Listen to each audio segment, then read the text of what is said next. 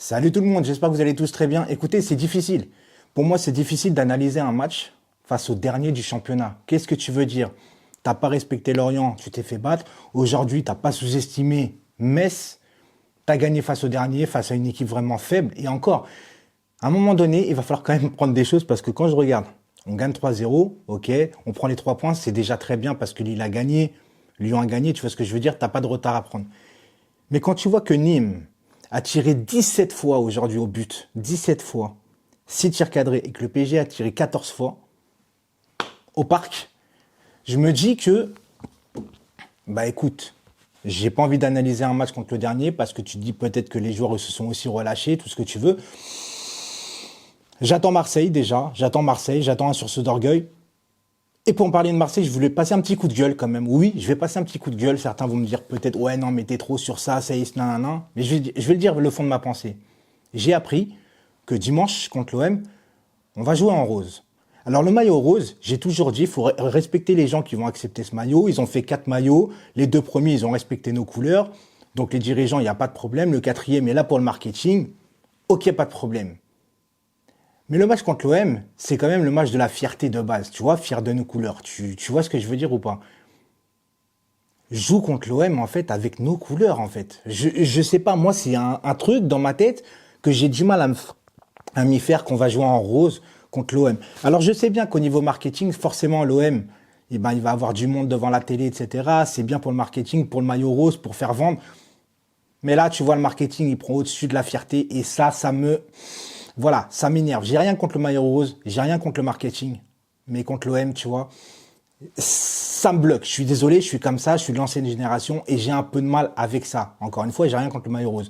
Maintenant, on va parler vite fait du match et j'espère déjà, je vais parler de Rafinha parce que Rafinha, il est rentré à 20 minutes de la fin, il me semble, et j'espère que ça va pas être un remplaçant parce que pour moi, Rafinha, je sais pas si Pochettino, en fait, a vu les derniers matchs du Paris Saint-Germain où il a vu que Rafinha était indispensable au Paris Saint-Germain, en fait.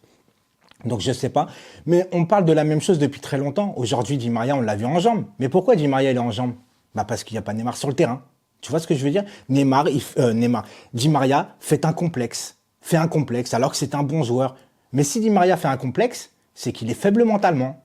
Et ça, encore une fois, ça me dérange, c'est dommage, c'est comme ça, parce qu'à chaque fois, on voit que quand Neymar il est pas là, bah Di Maria finalement prend le jeu à son compte, et quand Neymar il est là, bah Di Maria ne doit pas prendre le jeu à son compte. Il a peut-être un autre rôle, mais le rôle qu'il a, il se met en retrait, et je trouve ça dommage. Alors oui, Mbappé il a mis un beau but aujourd'hui, oui, on a gagné face au dernier. Qu'est-ce que vous voulez que je vous dise de plus en fait? Moi, je voulais que je m'extasie en fait, pardon, devant un 3-0. Donc on juge encore une fois le résultat, mais pas le contenu. Est-ce que, je vous pose la question aujourd'hui, est-ce que vous êtes rassuré du match que vous avez vu? Moi, Moeskin, j'ai bien aimé sa débauche d'énergie encore une fois sur le terrain aujourd'hui. J'ai bien aimé. Sarabia, il a fait des matchs vite fait, enfin il a fait un match correct, peut-être plus que correct, mais je sature de certains joueurs. Kehrer, 2 fois il se fait mettre à l'amende, même si c'est pas plus, 2 fois il se fait mettre à l'amende. Dagba, il nous fait du Dagba. Baker, c'est pas ouf non plus. Paredes, en fait, j'ai rien à dire en fait les mecs. Je suis désolé, ça fait combien de temps qu'on est là? Ça va être un débrief pourri, je sais même pas ça fait combien de temps. Mais j'ai envie de vous dire les amis, je suis désolé, mais moi je sature. J'attends Marseille, j'attends le Barça où ça va être la vraie vérité. Tu vois ce que je veux dire? Parce que là, moi, je suis dans le flou total, pardon, parce qu'avec ce Paris Saint-Germain, je l'ai répété, je l'ai dit sur Instagram tout à l'heure, en fait, mais ça date pas que du Qatar.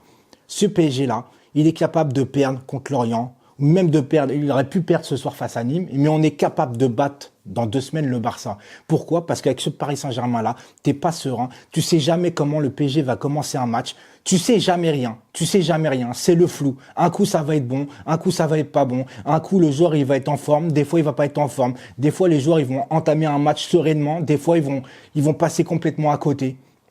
Tu l'as vu avec le 4-0 contre le Barça, le match retour, tu t'es foiré. C'est toujours la même chose. Donc moi, maintenant, j'arrête de m'enflammer, les amis. Et me demandez pas, s'il vous plaît, de m'enflammer pour un match de championnat contre le dernier du championnat. S'il vous plaît.